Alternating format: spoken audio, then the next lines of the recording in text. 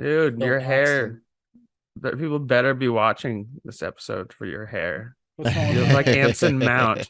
You have Christopher Pike current hair, like on where his hair is like super exaggerated. Christopher Pike on Star Trek. I'm sure you've seen the memes. And the actor's name is It's Anson Mount. super He also did exaggerated because I so hot. It look he's like as this is soon the as hair from yesterday, and then I went to bed like this, and then I put a helmet on this morning, and that's okay. what my hair looks like I guess after under when put under duress. I guess I would have called it Elvis hair, but Ah. nowadays it's Anson Mount hair.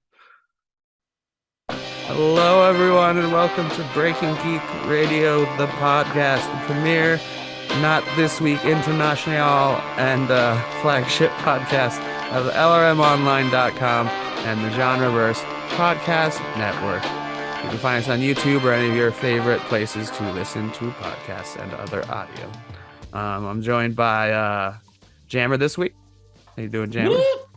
And then we got Kyle's on the ones and twos or whatever that means. It's a Kyle's on the DJ boards and reference. switches. There you Boards go. and switches. There's a TV term that I don't think exists, but we'll go with it. Or he's on the 1100111100101. I like that. Digital, everyone. But enough of that shtick. We have movie news and trailers this week, and And that are also streaming beyond things because movie. it's all Streaming, TV, everything in streaming, between, TV, entertainment. If it's on a entertainment. screen, we cover it except for video games and not everything. So what I just said is now null and void. So forget everything I just said. Yep, forget all of it because here we go. We're gonna start, and then we're just doing a who watches at the end. We Maybe. might not have time for that, but yeah, we're not doing a full movie review. Just so you know, at the top of the show. So the good shit's right here. Way to Good scare stuff's everybody right here. off right up front. Just tell them the truth. I don't even think there was anything good to watch in the last week, but that's a I don't whole think there different topic. So I don't know what came out. We'll start with the trailer for Lord of the Rings on Prime, which is what they call their Twitter account, but it's the Lord of the Rings, Lord of the Rings, the Rings of Power. Jammer, Yes. what are your thoughts on this and kind of how you feel about the genre recently in general? Because You mean the genre of we'll start fantasy? with that. Specifically on the streaming services, not like Gotcha. books and movies. And stuff. So, I actually, believe it or not, am excited for Lord of the Rings. But I think that's maybe in spite of this recent trailer and in spite of any of the marketing they've had. The show itself visually, it looks fine. It looks good. It looks like well made. It looks a little kind of like if you exchange shots out with the Wheel of Time and you didn't know the difference between them, I'm not sure if you'd be able to tell them apart, frankly. There's this kind of generic streaming fantasy look Mhm. that I think is really kind of permeating things. So like it looks good, but it's not really defined by anything memorable. So that's kind of my biggest thing. And then this trailer here, I mean, it's a bit cheesy with like the whispering, singing voices in the back. I'm trying to remember what movie that it reminds me of, what trailer. But regardless, like the whole I'm talking about the whispering and talking through the Mhm. entire trailer. It's kind of cheesy. It makes it sound like it's trying to be, I guess, more quote unquote modern than it really is. But my biggest problem continues to be their attempt to be like kind of weave an epic narrative within the trailer, but give us things like out of context that just make me feel nothing. Like, oh, this needs to be a trailer quote. This needs to be a trailer quote. I'm like, maybe in context of something, it would be great, but out of context, it's not. Like randomly, you have this random guy saying something like, "We will survive this together." And I'm like, survive what? I don't know what you're surviving. I don't know why I should care. Galadriel is like the closest thing we have to a through line. I think they should have leaned harder into it and made it exclusively about what is her journey, what is her obstacle, as opposed to just sort of like get hints of that, but then get these random miscellaneous other characters that I don't know getting scenes for them because they feel the need to show the vast world of Middle Earth. So on the whole, I'm still excited for the show. I'm sure it still could be great, but the marketing has not been awesome. I just don't connect with it personally. When I was Oh, watching oh, it, oh, no, hold oh on. You asked yeah, me a question about the genre. yeah. I think that's kind of reflective about the whole genre of fantasy in streaming, is I feel like a lot of the trailers feel like that. They don't connect me with the characters as much as to say, hey, here is a fantasy world. Here are characters saying trailer-y lines that need to be said in a trailer, even if it's not impactful. And it's just it just kind of dulls the excitement that I have for something that I really should be excited about. I mean, I guess I'm not a big Lord of the Rings fan. Let me try this again. I don't like the books. They're boring. Sorry. They're boring to me. He's great at world building. I don't care as much about world building and stories as much as I care about character. Care at all. Which is why I like the Game of Thrones books way better than Lord of the Rings, or way better than even the Game of Thrones show. So yeah, that's, I guess, my 2 cents on that. Okay. Yeah, because that's one of the reasons I asked you about the genre as a whole, as it goes for streaming, is I'm watching this and I'm like, if I didn't know I clicked on a Lord of the Rings trailer, I would assume this is a Game of Thrones trailer. They're like, oh, you will be king. And like, this would have like, I mean, you get your orcs and your, signs. It's not just Game of Thrones. At the same time, we're like, the show is trying to be Game of Thrones more than it's trying to be a Lord of the Rings story, is what it feels like to me. Just the way the trailer's cut. Or yeah, maybe the marketing is trying to give you that vibe. Where it's like, oh, who will rule? Will it be the dwarves? Will it be the elves? Like, will it be the men? And which is funny because I guess be an overarching threat besides that. I don't get the impression, and this is another problem, is I don't get the impression that they're all fighting for the same thing. I think I get the impression that it might be separate storylines that we're following that aren't like we're fighting for one throne. It's more of like we're fighting for it over here, we're fighting for something over here, we're fighting something over there. But I mean, I don't know. Like, it's hard to tell. To your point, it does sound like the way when you say it like that, I'm like, if you think it feels like Game of Thrones, someone who's not like tapped into the world of fantasy, then that's a problem. Or maybe it's a good thing. Maybe people like that. Game of Thrones is still hot, which we'll talk about later. But yeah, I mean, it looks like Game of Thrones. You don't like the genre, so it's like, as somebody who doesn't like the genre, like this probably does not move the needle for you. Because even the fact that I like the genre and the fact that it doesn't really move the needle for me is probably telling. This trailer did move the needle. It moved it down. Like, I'm less interested upon seeing more footage from it. I'm like, it doesn't look like Lord of the Rings. It looks like Game of Thrones. And I think here's chances of me watching it are low. Game of Thrones was an anomaly. It was to quote Ben Wyatt in Parks and Rec, he's like, they would never cancel Game of Thrones. They're telling human stories in a fantasy setting. And I think they really leaned into sort of like mainstream, making fantasy mainstream. And now that Game of Thrones made fantasy mainstream, everyone's attempting to sort of lean into what is mainstream versus what makes a fantasy story unique and cool. And it just bothers me. I want to just jump in on that whole mainstream thing about Game of Thrones. It was massive in the army, like fans, like the amount of fellow soldiers that were watching it while we were in Afghanistan, people that were bringing their Wi-Fi out to the field so they wouldn't miss an episode when it would drop on HBO Now. I think for a lot of them it was the boobs, but it was very, very, very, very popular amongst the Army's the most diverse organization in the United States. People from all 50 states, all territories, and some over 100 different countries across the world. And literally, I mean, everyone was watching it except me. Apparently, I don't like boobs. I only like one set of boobs. There you go. My wife's just her. There you go. She listening outside the door? No. Maybe she's in the room. But yeah, no, that's really helps illustrate it. Just like literally the people who would have probably, stuffed kids in lockers for liking something like Game of Thrones are now like tuning in every week. I said, I'm sure there's plenty of people who would have done that. Not you necessarily. There's a million of us. And let's be real, no one actually got shoved in lockers in school. That was not a thing. Our lockers were way too small for that. Excuse me. Stop it. I guess part of it too, I guess for me then, is also that I don't like the original Lord of the Rings movies anymore. I was all for it in high school, but like, Have you watched I them don't like. recently? No, I just We don't should care watch them about the recently, Nick. genre. I No, mean, but I'm never watching the extended cuts. I don't have that we much should we should time. we should watch the extended cuts, Nick. You should come over once a week and we should watch the extended cuts together. You can have a Jim Halper look into the camera. Hey, that'd be fun. Because I mean, here's the thing that's I've gone through those phases before where I was like, I'm like, I'm not as much into fantasy right now, and that was usually either in early college or so. Oh, that was well over a decade ago.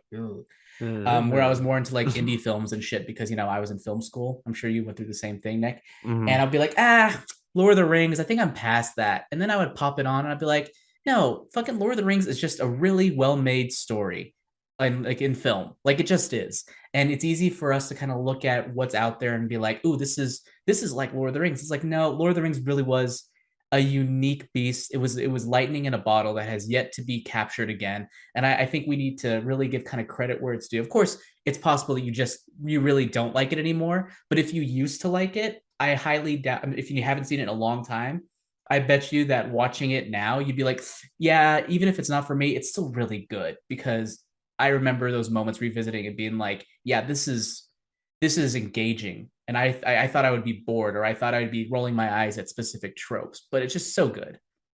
Maybe someday. Yeah, Maybe maybe next week. someday. Maybe next week, Nick. You can come on over. We can crack open a few beers, and Probably the just only way I watch could.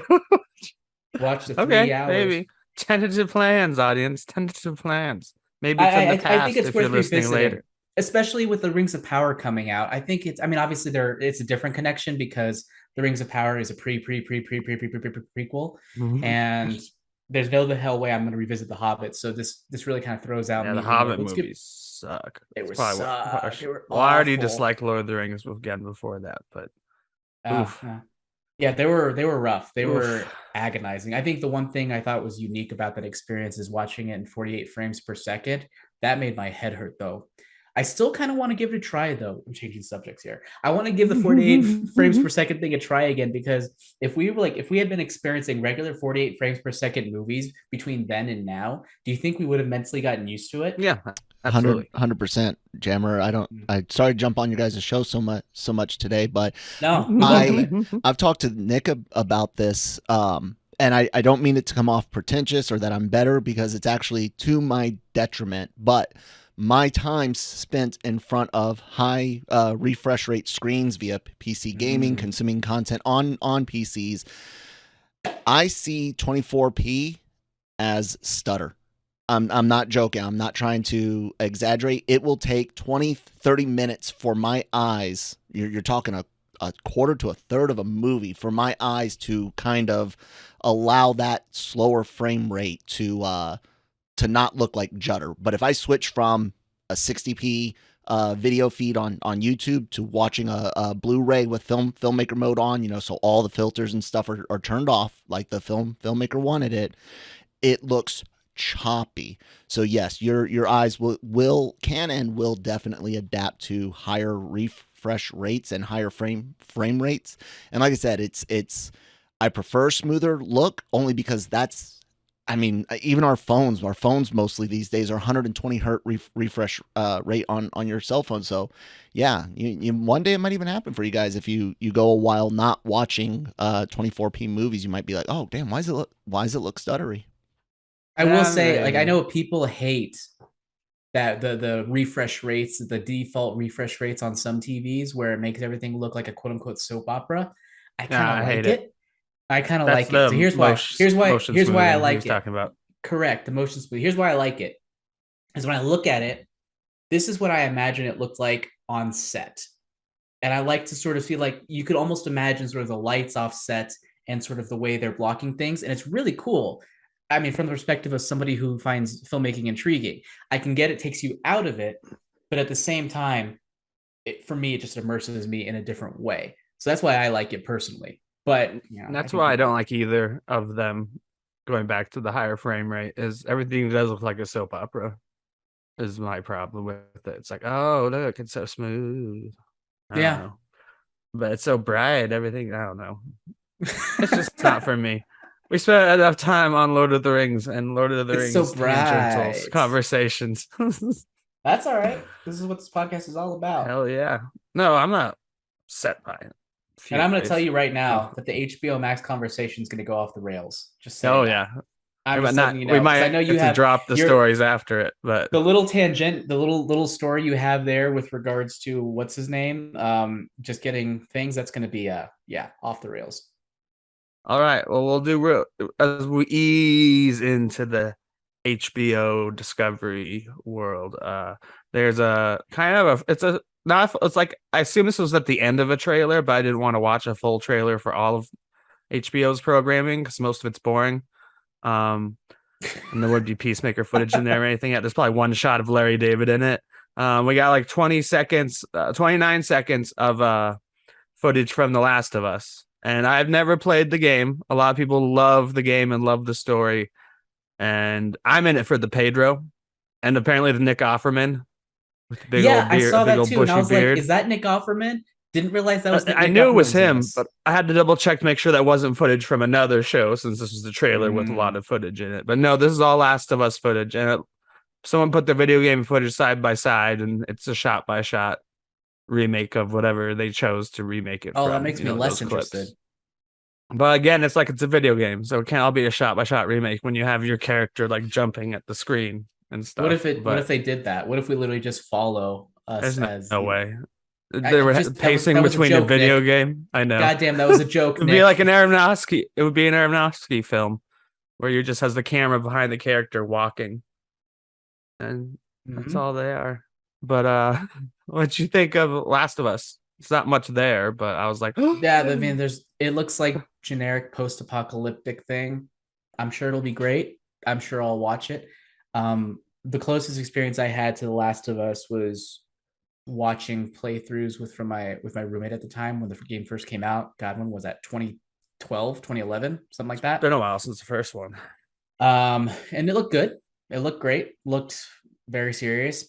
I didn't experience the full story, but I get why people liked it. I watched some playthroughs online, not the whole thing, but just bits and pieces.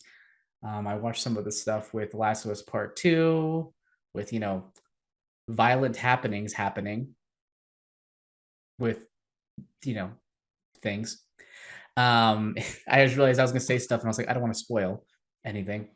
And so I mean, it seems like a natural choice to get adapted.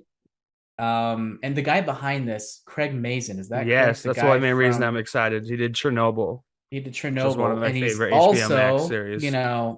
Heavily involved in Mythic Quest. Oh, I didn't know that.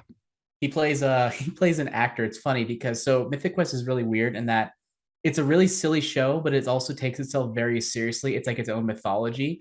So you have this one character who's almost like this sort of alt-right meninist type person. Douche guy. Craig Mazin plays that character. And then they have like this flashback. It's not really a flashback. It's just like an episode that takes place earlier on. Like it's a whole episode that follows one of the characters. And they have this guy who plays a publisher, and that is also played by him. And I looked it up, and that's like the grandfather of that character or something. It's just really weird how they like tie it in unnecessarily. But anyways, I like Craig Mazin. Yeah, those are my two reasons to want to watch it. Love Chernobyl. So when it was announced with him and Pedro Pascal, I was like, cool. There's an HBO show for me. Speaking of there's always HBO, an HBO show for you. Yeah. There's always an HBO show for somebody. At least that is something that I would have been saying. Now, not as much the case. Continue. So now that we're on the HBO Max WB Discovery side of things, we'll start with some kind of like good news and pro Batman news, and then we're gonna switch to all the other ways Warner Brothers is unloading Batman, literally, to other streaming services in some cases. Well, what I like, okay, so the first story is about director Matt Reeves and his production company. They set a multi-year first look deal at Warner Brothers and re-up at Warner Brothers Television, where they've been working for a while. First look deal meaning who did he previously have it in the past? I'll find that in a second. But anyways, in the past it was they're Netflix. developing essentially the first look deal, right refusal, right? Yeah. Yeah. Yeah. So, and also a lot of the projects. Well, I mean, Nolan had to have had one too, but just dropped it after he was upset about Tenet, I'm assuming, About because like his HBO next, Max dropping everything on HBO yeah, Max without telling well, filmmakers. yeah, and just even the theatrical treatment. I think of, I don't know, I think he wanted earlier or Well, later. Yeah, Tenet there was was a big not with Warner Brothers. Tenet was with somebody was else. that Universal also. No, Also, Tenet was with Warner Brothers. was it? They just didn't put it on the streaming Okay, service same gotcha. day Gotcha, gotcha. because Yeah, it you're right. was You're it right. was You're right. His next before. movie is moving Yeah, on to another yeah. studio, I Universal. noticed on the Oppenheimer trailer it's the Universal, so I'm like, oh. But a lot of studios, especially Warner Brothers, have a nice history of first look deals with some very important directors. Their most famous is like every Clint Eastwood movie in like forever has been through Warner Brothers. He has his own bungalow over there. Um, apparently they have one with Todd Phillips, starting with The Hangover, and now he's working on Joker 2. Um, but this is about they want Matt Reeves, who directed, of course, two of the Apes movies, and more importantly, the Batman for DC and Warner Brothers. Um, at the same time, he, like I said, he already has the television deal where he's like working on the Penguin. Um, and yeah, Warner Brothers wants to have this long relationship where he makes them content besides the Batman. And Reeves is pretty excited about it. I mean, he's kind of went from someone. I mean, most people couldn't name him. My roommate never even heard of Ron Howard before. But What? What does Ron Howard have to do with this? my roommate has never even heard of him before, so it's not like all these people are mainstream. But yeah, I mean, he's kind of he's a gone big from name. like, He's a big studio name, I would say. People within yeah, the industry definitely know and respect what he's done. He started with Let Me In, if I'm not mistaken, was which his is sort of I'm bigger assuming is bad just project. because it's a No, it's remake of good. a really, really good No, movie. it's solid. Like I think people are saying it's like maybe not as good, but it's good. Okay. It's really solid. I liked it. And obviously, the Apes movies got Oh, him the Cloverfield. Batman. Yeah, Cloverfield was the big Cloverfield, the one. first one.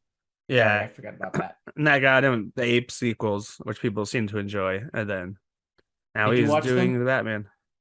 I watched the middle Ape movie. I watched the first one, really enjoyed it, the one he wasn't involved with. I watched the middle one, found it terribly boring, so I never watched War for the Planet of the Really? Apes. The middle one's the The middle best one one. was just so boring. Middle one is so good. It's just not for you.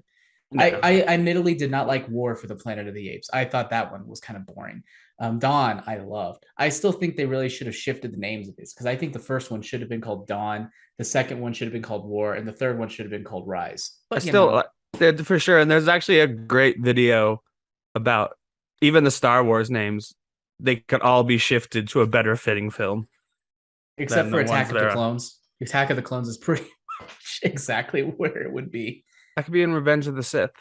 I don't know. They did that. The clones don't even show up until no, it'll be earlier. I don't know. But this guy does a cool No, thing no, about you're it. Getting right. off You're topic. right. Yeah. I think you're right. I think you're right. Though thematically, I think Revenge of the Sith makes sense where it was. Yeah. But um so Reeves is excited about it. I mean, that's the big time. You got on the It was a bit last ironic to studios. me that Really? like well no, the reason why is because literally it was we're canceling Matt Reeves' animated Batman show. Also, we have a first look deal with Matt Reeves. Oh, we will get to that. He is producing that. But he has this whole We're not canceling, we're just not doing it on HBO Max. It sounds like they're probably going to be able to shop it to other studios or other streaming yeah. services or TV services, but still, it's weird. It's weird. Okay. And Matt Reeves' quote is making like this legendary studio my home is a dream. I am excited to be working with Mike, Pam, and Channing, not Tatum, and other teams to bring captivating stories I am truly passionate about to the big and small screen. And I might include it in the thing, but Kyle did share with us the video of Star Wars, but who knows when I get to the post. And obviously the studio has a similar comment where it's like saying the same thing where it's like, oh, we're so excited to have like Matt Reeves in the company. But you already brought up the good point that they're unloading one of his shows, Jammer. Otherwise, do you think this is because not all these will even be DC. They're not saying they will all be even DC projects. He just has like It'd probably not be a carte Nolan blanche, thing, like but maybe one for them, mhm. one for him, one for them, one for him. I'm expecting we'll get at least two more Batman films out of it. And that's and then the other part other of the projects. news. They actually say that they're writing the Batman 2 right now, and they say that Robert Pattinson is confirmed to be in it, but that's the first time I've read that he's confirmed to be in it. It might just be the person assuming that, but it is from Deadline. No, I think he So was confirmed previously okay, to be coming back for the next one. and they say there's going to be years before them, just like Dark Knight, if not longer. Year Yeah, I would expect 3 to 4 years so between each film. that'll give him his time to do his passion projects, Mhm. or work more closely on the Penguin or whatever. But yeah, what do you think about Warner Brothers snatching up Reeves as the rest of the company seems to crumble? Well, I mean, it's logical. I mean, I'm not sure I would call the company crumbling, but we can dig more into that later. Um, it makes sense. I think, especially given the quote unquote crumbling that you're just talking about, they seem to be very much going for two things: A, really big mainstream hits; B, prestige film. That's it. Prestige projects and mainstream projects, nothing in between. And Matt Reeves is kind of both. His movies are very big mainstream, but they're also very prestigious. Like all of his films, I would classify as sort of like prestige pictures. Maybe Cloverfield not as much, but at the same time, it kind of defined a subgenre at the time. So it's like they've all been very impactful in their own ways. And he seems like he's very clearly a talented person. Like what he did with the Batman was just Yeah. that was an accomplishment. And I I remember not being excited because I thought it was going to feel too much like Nolan, but he really made the character his own, and he did that with all of the movies that he's done so far. So I think it's a great talent. I think it makes sense, but I think it's logical. I'm not sure I'm excited because it seemed like a natural progression of the Mm-hmm. relationship with Warner Brothers. So good for him, good for us. But I'm not sure about the rest of the decisions. Warner Brothers and HBO Discovery or whatever the hell it's called. Warner Brothers Discovery, Warner Brothers Discovery, whatever the hell they're talking about, whatever they are. I don't like the other decisions they're making personally. Speaking of, we have, after a story about putting faith in someone who's making Batman, we have multiple stories about DC Warner Brothers trying to destroy other projects with Batman and the Bat family in it. Obviously, we know that Batgirl was canceled. And there's a quote from try this name, Bilal Fala Faya. I don't know. He's one of the It's not directors. Spanish, but it's not Spanish. So you pronounce both L's. Okay. Bilal Fala. Anyway, You're trying. I'll give it it's to you. so he's one of the two directors of Batgirl. I believe they're brothers. They previously did Bad Boys for Life, was kind of their big hit that got And them Ms. like noticed. Marvel. Jonesy enjoyed it. Yeah, they did episodes of Miss Marvel. But most people don't. I don't know. I only know about them from Bad Boys, because Jonesy was so stoked on that film, and I've been meaning to get to it because he did like it a lot and thought it was a really deserving sequel to a Michael Bay franchise. So the director, whose name I already butchered, they said that they tried to salvage the Batgirl footage, and this is it's not an exact thing. They say Discovery already deleted it, but surely it just means that they took it behind, like they cut the brothers' access off to it before they could get any files because in yeah, that's part of the video. You go watch the video. Um, then hold on, Kyle just sent. I sent you the quote, Nick, so you Oh, can the read full Here's what he quote. says. We have nothing. Adil called me and said, go ahead, shoot some things on your cell phone. I went on the server and everything was blocked. LRB added. We were like, fucking shit. All the scenes with Batman in them. Shit. In what could have been LRBT's The Return of Michael Keaton as Batman earlier this month. So it sounds like, yeah, they were in the process of, I guess, trying to edit it. And they were like, Warner Brothers is like, oh, we're going to cut this off before they fucking Deadpool us, and leak it out. Or yeah, no Snyder cut. This, which is what they were kind of comparing it to. It's a nice little interview. I'm glad that someone wrote it out because it's in French. that has subtitles on it. So that Right. is them even throwing Michael Keaton, not just Batgirl, but Michael Keaton, just dropping Batman projects, even if they hire the man who made a good Batman project. And speaking of that, well, I guess any surprise there, Jammer? I mean, that's nothing new. Like Yeah. we didn't expect, like in order for the tax write down to go through, they can't show any version of this movie ever. So they're protecting their asses on that regard. It's not a surprise to me. There's no way this is different from the Snyder cut. This is they can't show anything of it. Yeah. Ugh, too bad. But related to that, and going back to Reeves, the Batman series I was most interested in isn't canceled because it's already in production, but they who own Batman, Warner Brothers, are trying to shop it to other streaming services that are not owned by Warner Brothers, even though Batman is a Warner Brothers character. Probably their most profitable behind Harry Potter. Just assuming. So you just assume you're making this one is one of my whoa. You can't just make a broad assumption like that. It's a highly profitable character. No need to make probably their most profitable after Harry Potter. Those are probably their most profitable franchises of the Dark Knight, DC. I know that you're saying Harry Potter is definitely bigger than that. You could just say it's a highly profitable franchise and leave it at that. Highly profitable character and one of the most well-known characters in the world. That's true. Those are true statements. You couldn't pit an Iron Man movie against a Batman movie and hope for any money. In today's day and age, you can't even make $1 billion with a movie that has all the Justice League in it. Like, maybe that was their problem, was cutting Green Lantern. Anyway, we were very excited about Batman Caped Crusader, Jonesy and I, because the main creative behind it was I want to call him Tim Gunn, Bruce Timm. He who was the mastermind behind not only the Batman animated series, but kind of that whole age of Justice League animation and that style. I don't know. Have you ever really given your opinion? Have you seen a lot of that? Yeah, I mean it's Jammer. Good. It's really good. Yeah, I haven't watched it in like I still over a decade, but it's good. I got the DVDs like probably a decade ago, but yeah, it's some of my favorite Batman material. And this was supposed to be very similar to this, but it would be more than PG, which it was back in the day. Where like you couldn't kill anyone. Joker would throw someone out of a plane and he'd just like land on a rooftop or something.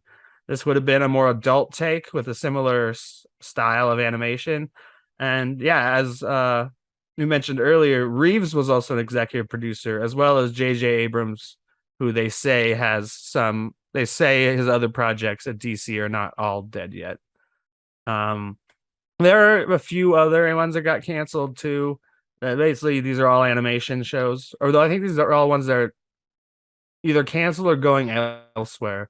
Merry Little Batman, which was about Damian Wayne, Bruce, the son of Bruce Wayne, who's a later Robin, turning into Little Batman in order to defend his home in Gotham City from crooks and supervillains intent on destroying Christmas. Like, there's a Looney Tunes cartoon, a movie, a Looney Tunes musical, a Steve Urkel. What did I do that to the holidays? A Steve Urkel story. There's a bunch of other, actually, an Amazing Gumball, the movie. So all that went. But what I found most interesting is that they're not. In what world, Jammer, are we living in that there's going to be a Batman series on something not owned by Warner Brothers? It does kind of seem like the new CEO, David Zaslav, is cutting off HBO Max at the knees. Last year, they were all in, controversially. And I think HBO Max ended up being one of the best streaming services out there because of how diverse its content was. You have their prestige content, you have a lot of their movies, you have their animated offerings. You can you could find something that is both mainstream, fun to watch, alongside something that is maybe more challenging, cinematic, hard-hitting. maybe something like Euphoria. Mm. And I worry that they're, like I said before, going for two things now: mainstream, prestige. That's it. Live action, mainstream, prestige. And I just, and then also the third thing, unscripted, which I don't like because I don't like non-scripted shows. They just don't appeal to me usually. Of course, there's the occasional one where I'm like, oh, this is good, but mostly I could do without them. It seems like they're trying too hard to cut costs. So there are a couple things. It's like, oh, well, let's cut costs. Let's go ahead and cut off that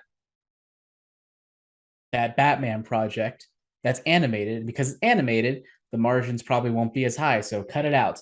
Animation in general, it'll probably make some money. It won't make a lot of money. So let's go ahead and cut that expense out. Let's go ahead and cut out just anything that isn't cheap to make and high return, or expensive to make, high return, or something that'll just put us on the, we could put those freaking accolades up for us. So it just seems like it's very narrow-minded, or very focused, one could argue. I personally don't like it as a fan of animation. I know there's a lot of people who are working on a different variety of projects, but like, yeah, they're really kind of undercutting the value of HBO Max. And I'm like, in a year or so after these things have taken effect, how much am I actually going to want to watch very much on HBO Max? I don't know, because personally, a lot of their prestige stuff I'm not a huge fan of. Some of it's okay, but a lot of it's too fucking serious for my taste. And then, I like some of their weirder and goofier shit sometimes, but like, I don't know. I don't like the idea of the consolidation leading to the homogenization of content. And that seems to be exactly what's happening here. It's another reason why, this whole like constant merging of all these companies is a bad thing. It's like, creatively, there are fewer avenues for people to shop their wares and produce really unique and creative content. And when you have somebody who's just hyper focused on the bottom line, like Zaslav, who's just like, oh, we're merged. Now we need to cut, because that's when you merge, you have to cut costs. That's just the way it is. And who seems to be relentlessly cutting things that, from my perspective, feels like shit he doesn't know about. I could be wrong, but shit that he just doesn't value at a high level. It's just really disheartening. And I just hate it. This isn't an official story, but I've added to our list, but it is true. I was shocked. They already renewed the rehearsal for a second season. Because I'm like, there's an expensive show that's never going to get a set. Have you never heard of the rehearsal? It's Nathan Fielder, who does like Nathan For You. You've heard of Nathan For You? Where he's like, I'm going to make your yogurt shop popular, but what? Because we're going to sell poop flavored yogurt. And then these business owners go along with what he says, where he's like, I'm going to make you stand out. Yeah, you're going to have poop flavored yogurt. And he plays it all very flat. That's this kind of comedic persona. That's his other show that made him famous. The rehearsal is, okay, so the first episode, he's trying to help a guy who's afraid to tell his friend that he's been lying about his education for 20 years, and she's been trying to help him find jobs in the field that he doesn't have a master's in. So Nathan's like, okay, to make this easy, I have built the entire bar. I've built a set of the bar that you'll be doing this at in a giant warehouse. And then I have hired an actor to play your friend. And we're going to, just try it until you feel comfortable about it. And then we'll put in every possible scenario, hire a whole bunch of actors to fill the bar, just this fake version of the bar, just to practice. And the show evolves into him trying to help a lady who wants to experience what it's like having kids for 8 weeks, switching out the kids every few days, switching the age of the kid actor out. So she experience having a boy from an infant to 18 years old. And then he kind of weaves himself in and out. Yes, because he also inverts it on himself, where he has an actor play himself and recreate scenes to see how he could have done it better. And they build sets, they rebuild the entire house inside of a set. And then they built. Because admittedly, I feel bad. I'm looking at it. The show does not look expensive at all. Oh, it's because it's mostly unscripted, just his humor. It's Like, well, because they build sets of sets, and then there's like, in order to understand how that set work, we built this set. It's just like they spent ridiculous amount of money on like a non-scripted show. Because yeah, it doesn't have Weird. high production value. It's just like very sarcastic and really, it's kind of like Inception in the end, where there's like a rehearsal within a rehearsal within a rehearsal within a rehearsal, and it's a fascinating show where he goes with it and how he turns it back on himself, almost like a documentary, but with a really fucked up conceit. In fact, a lot of people who tweet about him are like, he should either be getting an Emmy or going to jail for the show because he treats the people on it pretty cruelly. Um, but that's rehearsal. They renewed that, which I was shocked by, especially with just everything being a mess over there. But that brings me into our last part of HBO Max Discovery, which is the good news for them. So Samba TV, an audience analytics company, has declared the premiere of House of the Dragon, a Game of Thrones spin-off series, earned 9.986 million views on Sunday, making it the largest premiere in HBO history and the largest streaming premiere of the year, even beating Stranger Things and Wow. Euphoria, which was HBO's old number one. Nielsen has not yet released data, but this other site did. And it includes, if you're looking at the same article, it includes HBO, I mean a meme, not even a meme, a clip I saw also on different place on Twitter where it shows all these houses like in a giant apartment complex in New York, and almost all the apartments are flashing at the same time because all the TVs are tuned into Game of Thrones. Oh, So that's like you can cool. see like all the apartments like light up green at the same time, or like, but are you at all shocked by this? The Game of Thrones still has so much pull. No, people can bitch about as much as they want, but at the end of the day, people tuned in for a lot of what happened at the end, and a lot of people are frankly curious to see whether or not this could be just as good. People exaggerate so much about like, oh, the ending sucked. I'm done with this series, and I'm like, no, you're not. Like, I think people have a lot of affinity for taking shit, you know, like the last, like there were 6 great seasons of television and 2 bad seasons of television. I'm sorry, the 6 seasons highly outweighed the bad. And I think, knowing that it's like different creators and everything, but in the same world, there's still a lot of great potential there for great content. And people verbalize a lot of bullshit because they're going with their knee-jerk reactions. But at the end of the day, curiosity will reign. And given the fact that there's still been more good content from Game of Thrones than not, I think people are willing to sort of give it a chance, at least a few episodes. And then the show will be able to kind of stand on its own and say, okay, is this a show that can actually hold up beyond initial curiosity? That is, to be determined. But I'm not at all shocked that this first episode ended up being pretty good. Like, Do it's too you big of a name. do you think it? Well, I guess it depends on the quality. I haven't seen reviews for it or fan reactions. Do you think it'll drop I then? mean, honestly, it's going to Like, this depend. was Oh, the next episode? like The next episode like will this is drop a bit episode for one sure. of Star Wars, where it's like we have had Star Wars forever, or even like Force Awakens, which is still the number one domestic film in the United States, which we'll get to soon. Where it's like, oh my god, we had the last Star Wars was shitty, but this is gonna be the good stuff, baby. It's And not as then, comparable because Game of Thrones is a weekly show, so it's going to depend on the momentum mm-hmm, of the story. I think there will be inevitably a drop over the next episode or two. And then after that, it's going to depend on how well received it is. What's the word of mouth after episode 2 and 3? And then it'll increase or decrease depending on that reaction. So, too early to say. Um, I've heard mixed to positive things about it, mm-hmm. but at the end of the day, it's just a single episode. I've said this before. I'm still shocked the original series did as well as it did. Frankly, those shows fucking boring. Like, it's boring to me. I I don't get never it. liked it. I love the books. I don't get these series, and I don't understand, apart from the boobs, how people were able to follow it. Like, I don't get how people were able to follow it. It makes no sense to me because I'm like, you're with each character 5 minutes at a time. Yep, that was my That's it. complaint with it. And then I'm like, all right, I just don't, I can't connect with it. I got bored. Everyone looks the same because they're all covered in dirt.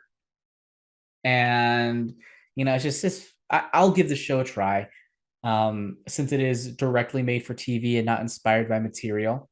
And I think a lot of people, just going back to your earlier question, are also a little more curious because there is no source material for this as much. Like, yeah, there's source material, but there's no source narrative, so to speak, for them to pull from. So it won't be as much of like, we're expecting certain things to line up in a way. And they're not running out of material at the end. They don't have any material from the start.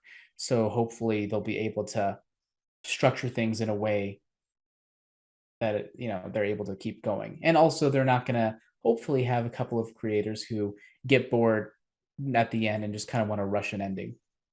Do you think there's any chance Lord of the Rings will come close to this number? And Lord of the Rings comes out next month. I don't think so. Yes. So I think this is a bigger franchise. You think, yeah?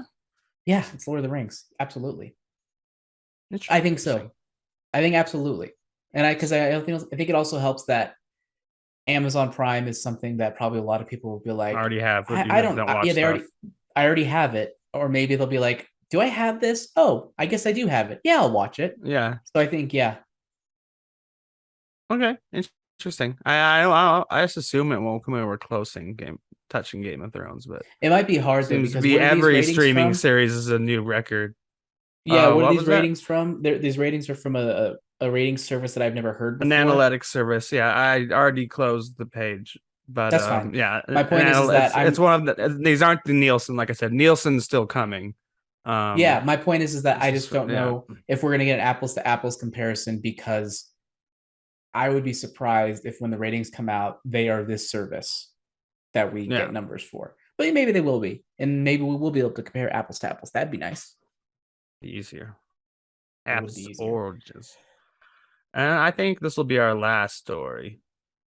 Speaking of grosses or eyeballs on a movie or TV show, rather, Top Gun has set a new record for just being up on the top. Not like, didn't mean that. It's not the number one movie of all time, but it did have a new milestone at the domestic box office, passing Avengers Infinity War. Top Gun as that 679 million, and Infinity War only made it to 678 million. No, there's actually an update right now. It's at 684 million. So it is comfortably passed. So wow, that means that I may have overtaken some other ones. You nope, said it's at 800. Oh, okay. Because the next one that they would pass is going to be Black Panther at around 700 million. Okay. Which probably at this point, I don't know. It's hard. Yeah. Maybe it's possible, because that's only like between when you looked at it and when Kyle captured that screen cap, there was an extra 5 million. So maybe over the next few days, that'll improve. Yeah, that's what 50. That's 15 million ish to beat. It's possible. I don't know, but I don't think it's going to catch Avatar at 760 million. No. But I think it's worth pointing out, like, just how it really is pulling those Avatar numbers in terms of just how well it's sustaining over time. It's proving to be a real unicorn. So good for it. This is a bit of a side thing. Do you guys think No Way Home's re-release bumps up 54 million to take over Endgame? No. Oh, it's not gonna make that much. Question. I think it might. It's possible, because if they advertise there's nothing else to see that's no, because if they advertise it well, that they say like, hey, this is the new funner version with X extended cut. Yeah. Extended cut. Like, if they really push that, like, I think it's possible. Maybe not the opening weekend, but maybe over the course of like a couple of weekends. That's interesting.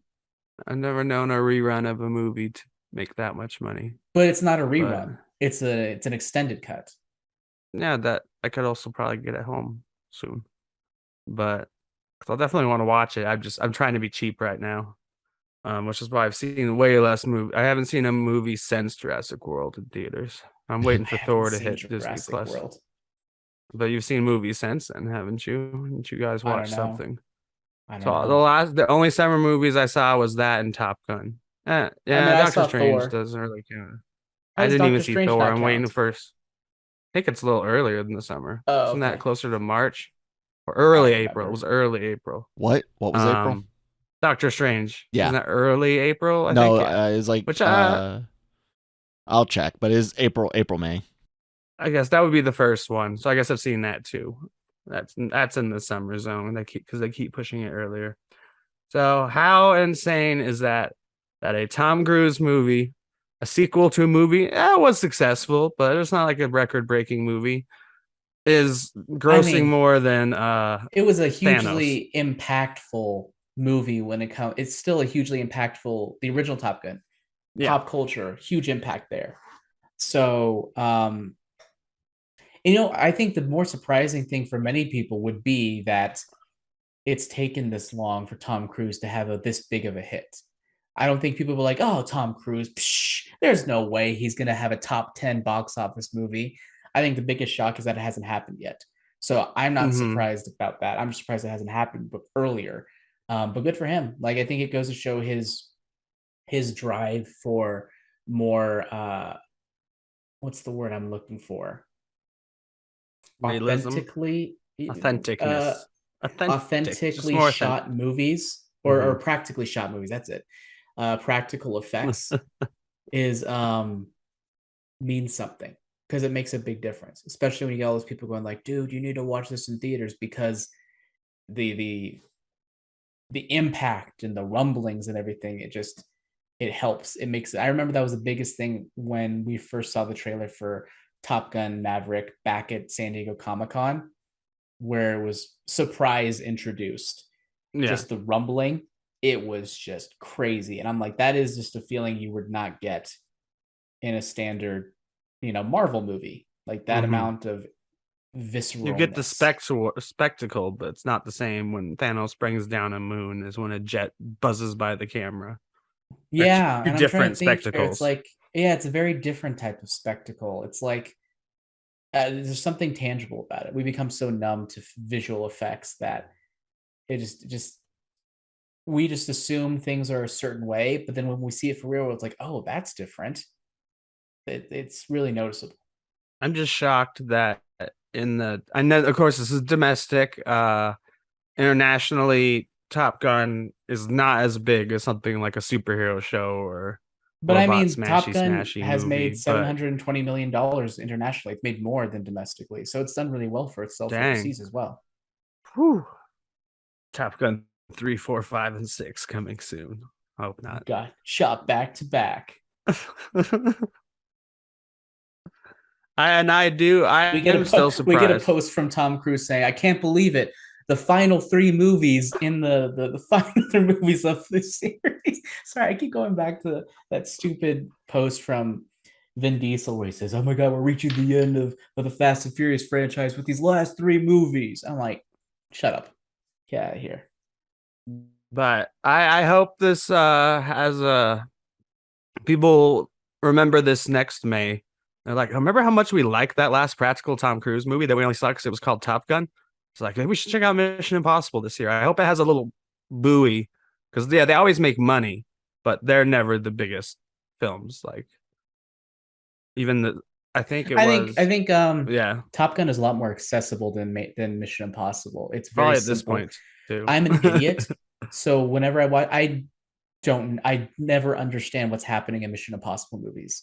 Like I watch it, I'm like, this looks good.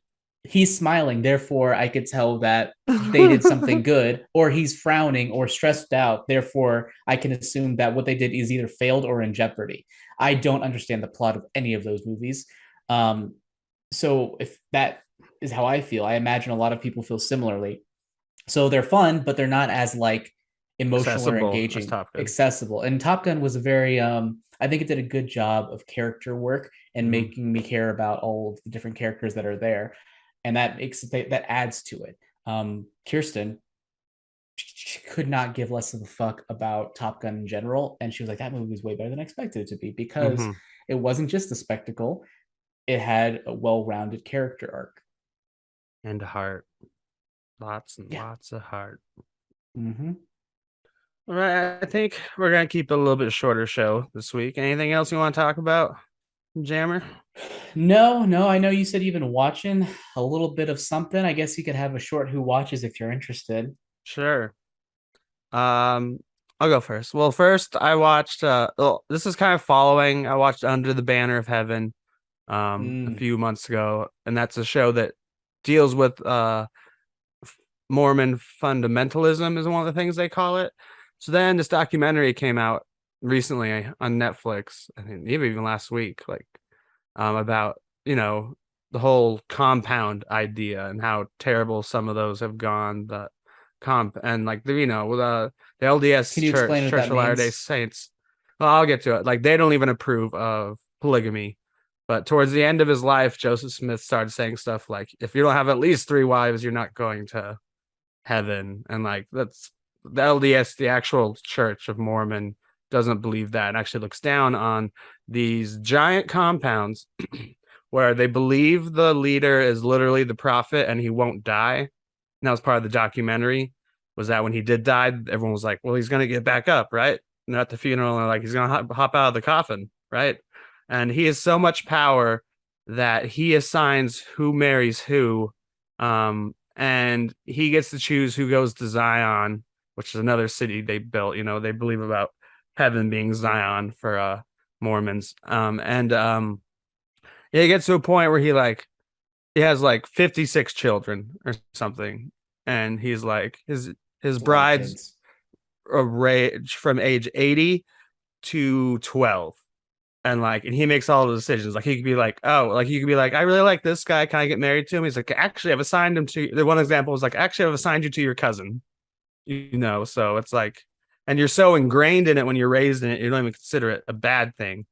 So this show, Big Love. So I've been watching Big Love, a classic HBO show. Um, Won all of its awards and all the stuff. Like I think it was like one of the first, like with Sopranos and The Wire, to be like, "Hey, HBO's got something going on over there," because that's how old of a show it is. Um, but it's about Bill Paxton has three wives, and they live in three house. Each wife has a house, and their backyards all connect, and they're kind of living the polygamous lifestyle, which is that's what I meant as far as fundamentalism. You have to have three wives, polygamy, and they all share a backyard, and And like this you're always show aired from 2006 to 2011. So yeah, it's yeah, like when we were in quite old. college, basically. Um, Yeah. and yeah, it's about both. And then they have connections to the compound. Like his brother still lives on it. One of his wives is actually the daughter of the prophet. Um, so it's all about both hiding themselves from the real world because they could all be arrested and trying to deal with their family they love that's still stuck on the compound. And it's a very interesting show. Like I said, not new, but I'm enthralled by it and watch multiple episodes a day. So that's why I've been watching. A classic. Nice. And I haven't finished it, but this week, I believe the season finale of Only Murders in the I Building haven't came watched this out. week's either. I'm a couple episodes behind because I wanted to be able to binge the last few because the Mm-hmm. season's been really good so far. I think it's been better than the first season. So I'm excited. I'm real excited, and I'm liking where it's going. It's been a lot of fun. I think I like the characters a lot more this season. Selena Gomez's character is a little less cagey, and Mm-hmm. so we've been able to get a bigger peek into how she is, and that's been great. So yeah, I think it's a continued triumph, and I hope that there are at least one or two more seasons left. There'll at least be one more left, as this is news I set up with Kyle. But now that we're talking about Only Murders, Paul Rudd was just cast for next season because they keep adding Yes, I love interesting it. like actors like that.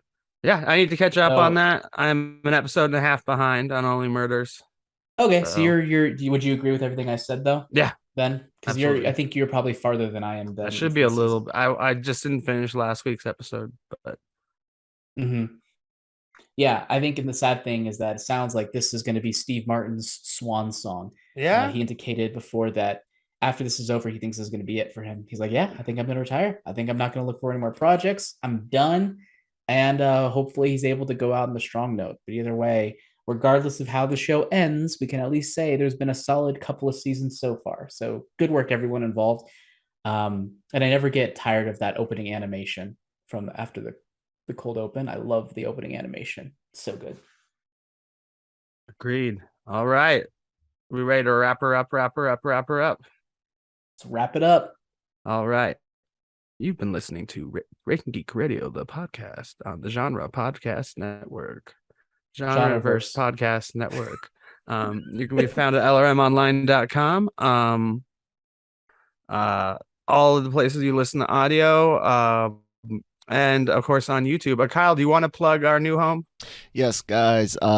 We will be ending our distribution through SoundCloud, and unfortunately, however you want to word it, the Sounder.fm, where we are distributing now, does not distribute to SoundCloud. That's okay. You guys can join us on, of course, Sounder.fm, or Apple, Google, Spotify, Stitcher, and I'm working on getting us added to things like Amazon, and so yeah, there's lots of ways to get a hold of us, and YouTube. Awesome. And of course our Discord. When I first set up SoundCloud, it was kind of like a necessity at the time, but now that you guys are kind of expanding, I'm excited to hear about these new distribution methods, because I don't think anybody listens directly on SoundCloud, or very few people listen directly on SoundCloud. There was a few, yeah. Really, directly on SoundCloud. Surprising. Yeah, there was a few. And on all your favorite streaming platforms, and here on YouTube, if you're watching us on YouTube, to see Jammer's wonderful Anson mount on his head. My Anson mount on my head. Yeah. We have other great shows like Animeversal Reviews, Daily Cup of Genre, Marvel Multiverse Mayhem. I really want to remember the Katina. I really want to remember the name of Kyle's reaction videos one day. Genre shot.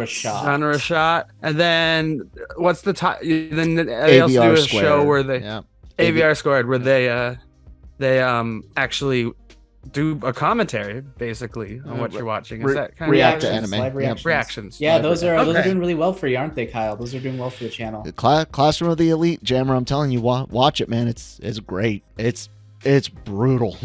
Holy crap, is it brutal?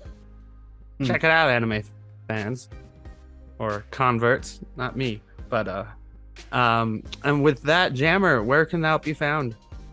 I can be found under the name of AJ Cerna on Amazon and Audible, as well as Jam the Writer on Twitter. And don't forget to check out my books. By my books, I mean specifically City of Mages, which is available on magiabooks.com. That's MAGIA books.com. It's currently available in ebook, paperback, and hardcover, and soon to be coming the audiobook, which we are getting the final audio files for this week. Nice. And have gone through finalization. It's about 11-ish hours of content, so be sure to check that out when the time comes. I think at some point I might just throw a little audio clip onto this one of these episodes. I don't know if that's possible, Kyle, but if we could do that, that'd be awesome. All right, cool. Give the thumbs up maybe over the next couple weeks. And lastly, if any of you happen to be in Salt Lake City area or going to FanX Salt Lake, I will be going there this coming September, signing and selling the aforementioned books, including the Gin Tamer series trilogy, which we will be signing paperbacks for with my co-author Derek Allen Sidaway. We'll also be there with Katie Cross, who has a series called the Dragon Master series as well. So check us out if you're able. Let us know that you heard about us here, and hopefully we'll see you there. And then I'm Kyle is at Kyle Malone on Twitter. Ooh, having some brain farts this morning, and some real farts. And I'm at Geeky Nick Doll on shit. That does not smell good over here. That's one of the reasons I'm making the show a little shorter. And I'm at Geeky Nick Doll on Instagram, which I need to use more, and Twitter. And with that, hasta lasagna. Do not be getting any of that lasagna on top of your body.